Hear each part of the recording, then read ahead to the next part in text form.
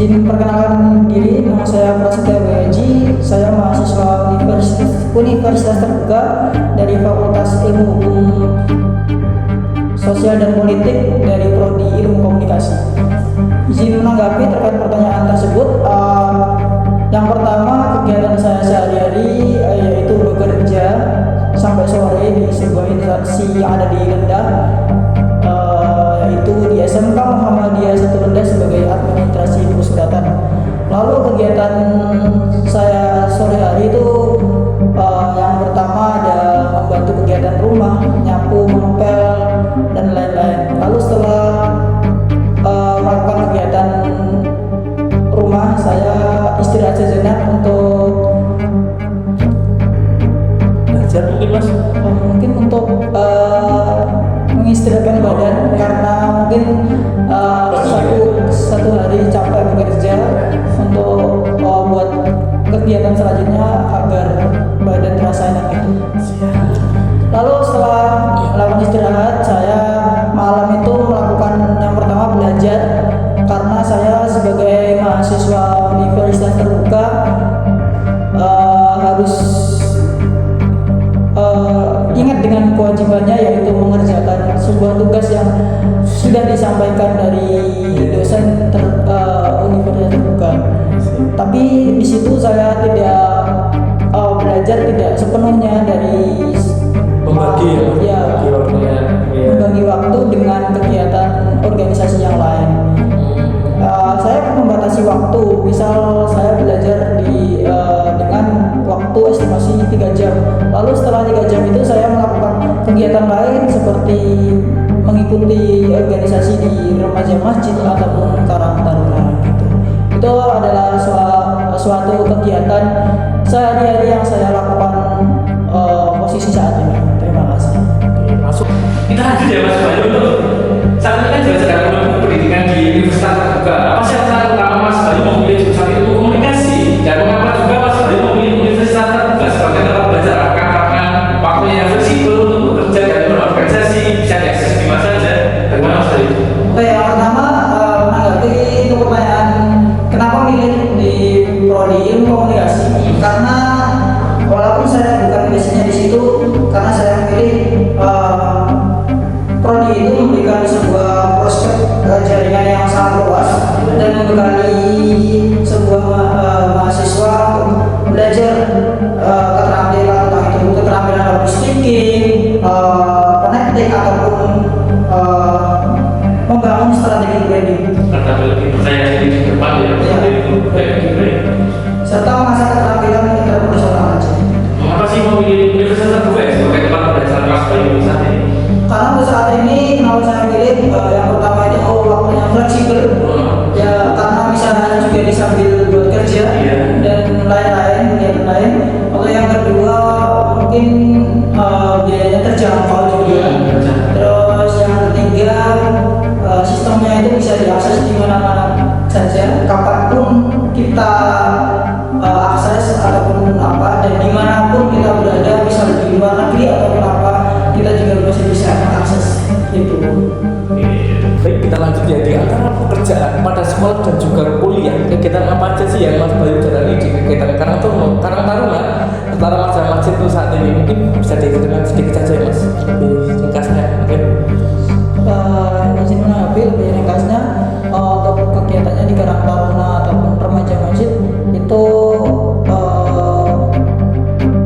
kayak membangun sebuah kegiatan remaja, apalagi saat ini di Karang Taruna itu kebanyakan remaja, di remaja masjid juga. Contohnya program-programnya yaitu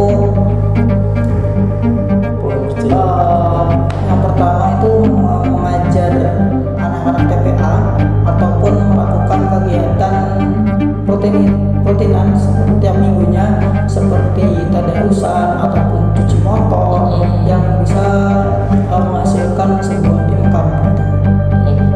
Di situ juga tidak hanya melakukan program kerja yang basic, cuman kita juga melakukan program kerja yang ibaratnya bisa gimana sih program itu terjalankan dan juga mendapatkan income dari program itu sendiri gitu.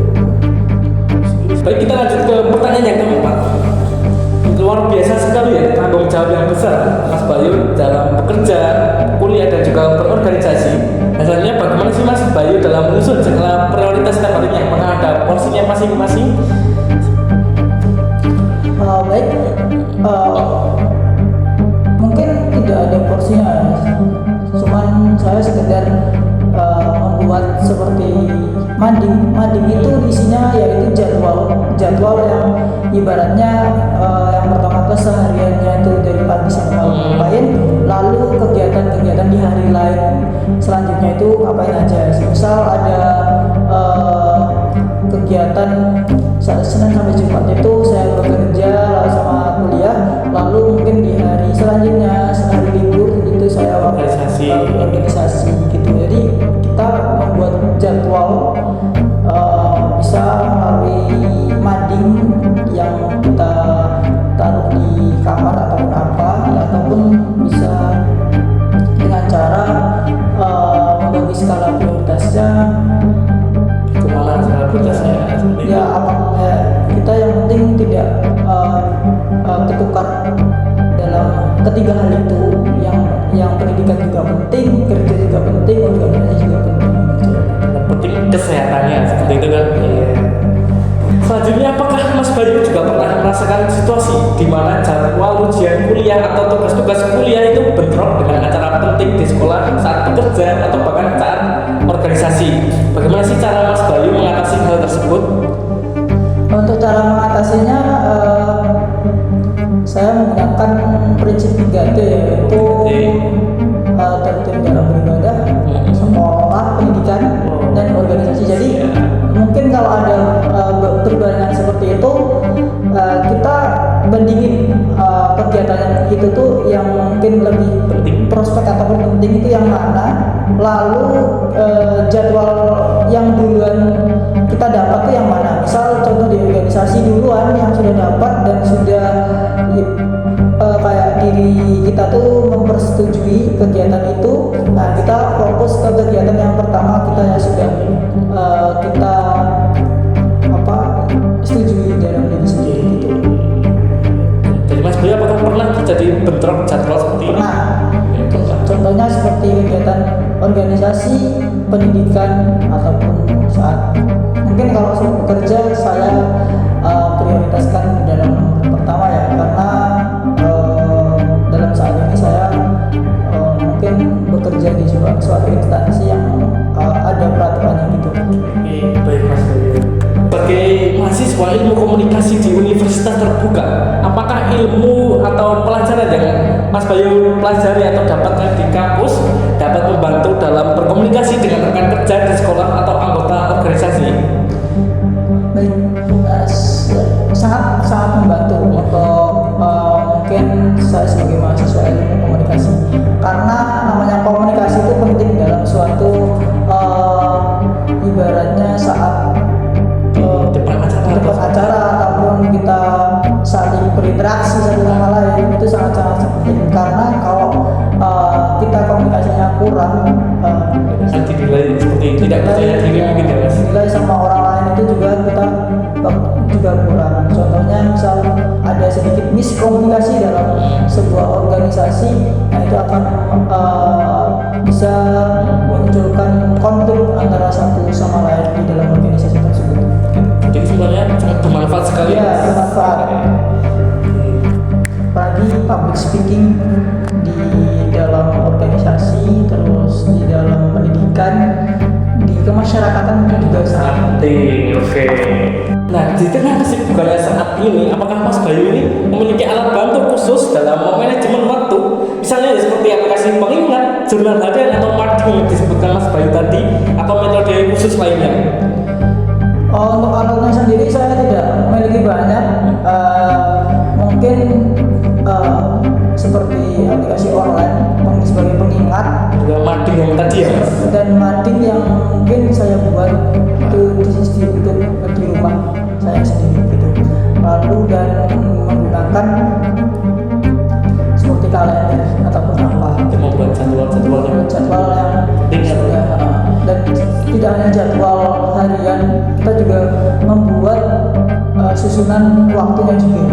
Waktunya itu alokasinya kapan, misal bekerja itu pagi sampai sore, terus malamnya belajar sama organisasi juga gitu. Padatnya sekali jadwal Mas Bayu untuk saat ini seperti bekerja, kuliah dan organisasi. Apakah mungkin Mas Bayu juga pernah merasa sangat lelah atau jenuh, merasa burnout? Dan apa sih yang biasanya Mas lakukan untuk memulihkan semangat kembali dalam melaksanakan 3 tanggung jawab besar ini? Ya, kalau lelah itu pasti, semua orang itu pasti lelah dalam melakukan hal apapun itu. Tetapi kembali lagi ke diri sendiri, kita tuh tujuannya apa? Lalu gimana sih cara mengatasinya? Dan saya sendiri mengatasinya dengan cara mungkin bermain sama teman ataupun mencari tempat untuk ketenangan diri sendiri agar rasa capek itu hilang. Contohnya saya ini hobinya mendaki. Misal ketika saya lagi capek saat melakukan kegiatan seperti tugas, bekerja atau organisasi, mungkin saya luangkan waktu sedikit untuk menikmati sebuah alam yang ada di Indonesia ini. Jadi mendaki ataupun kegiatan outdoor seperti olahraga juga itu bisa untuk menghilangkan rasa lelah itu. Di pernah mendaki ya Mas, mungkin bisa disebutkan tiga pendakian Mas Bayu terakhir nih. 3 pendakian terakhir itu di Gunung Jawa Tengah, itu ada Gunung Sindoro, terus Gunung Sumbing sama Gunung Andong. Oh Andong, 3 di Mas Bayu ya. Oke.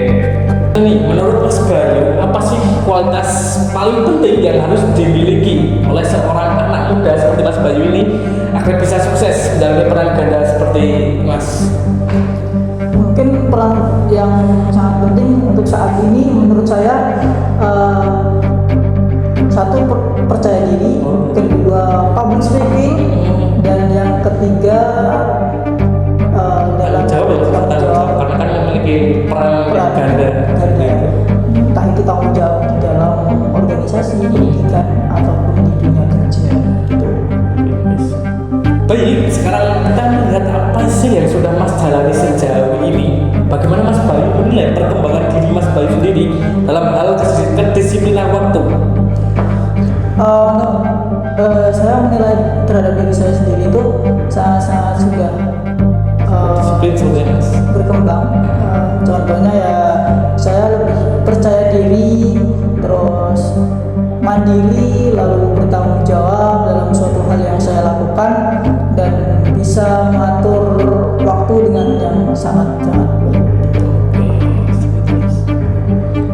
Selanjutnya, apakah dari Mas Bayu ada atau memiliki keinginan target goals besar atau capaian yang diinginkan Mas Bayu setelah lulus dari ilmu komunikasi nanti? Mungkin yang pertama Lulus tepat waktu mungkin ya? lulus tepat waktu. Itu mungkin sebagai mahasiswa rata-rata keinginannya sama, lulus tepat waktu dan lulus dengan hasil yang terbaik. Setelah lulus dari ilmu komunikasi nanti nih, apa sih tujuan utama Mas Bayu? Tujuan utama yaitu mengembangkan karir. Jadi untuk saat ini contoh karir saya di sebuah instansi sekolah, mungkin saya akan kembangkan lagi ke jenjang yang lebih tinggi, karena untuk memikirkan masa depan yang seseorang dan juga mungkin pekerjaan yang sesuai basic saya ataupun yang relevan dalam jenjang karir kedepannya ataupun tunjangan di masa-masa yang akan datang. Oke, siap. Pertanyaan terakhir nih Mas, apa sih pesan atau tips-tips dalam manajemen waktu yang baik dan benar yang ingin Mas sampaikan kepada teman-teman yang menonton atau melihat video ini, kepada mahasiswa, mungkin kepada teman-teman mahasiswa atau rekan-rekan lain yang mungkin saat ini juga sedang berjuang bekerja sambil berkuliah atau organisasi? Mungkin pesan-pesan dari saya ya nggak terlalu banyak. Yang penting tetap semangat dan terus berjuang, karena apa, masa depan kalian itu ada di tangan kalian, bukan di tangan orang lain. Jadi terus yang saat ini yang sedang bekerja ataupun sambil kuliah itu semua itu enggak ibaratnya Di dunia kerja. ya, terus ibaratnya gini,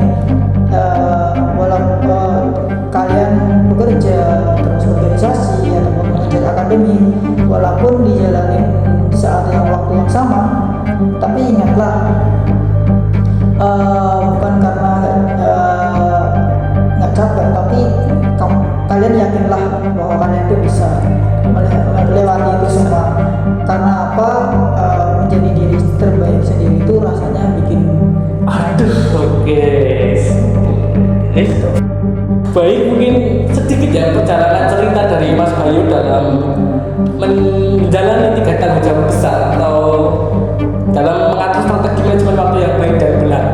Seperti yang dapat disimpulkan dari Mas Bayu tadi, jadilah diri sendiri dan juga percaya kepada diri sendiri dalam melakukan peran ganda seperti Mas Bayu dalam berkuliah, bekerja, atau berorganisasi seperti mungkin teman-teman yang juga menjalani peran ganda seperti Mas Bayu ini. Mungkin cukup sekian yang dapat saya sampaikan. Apabila terdapat kata atau perbuatan yang tidak berkenan, mohon dimaafkan. Akhirul kalam.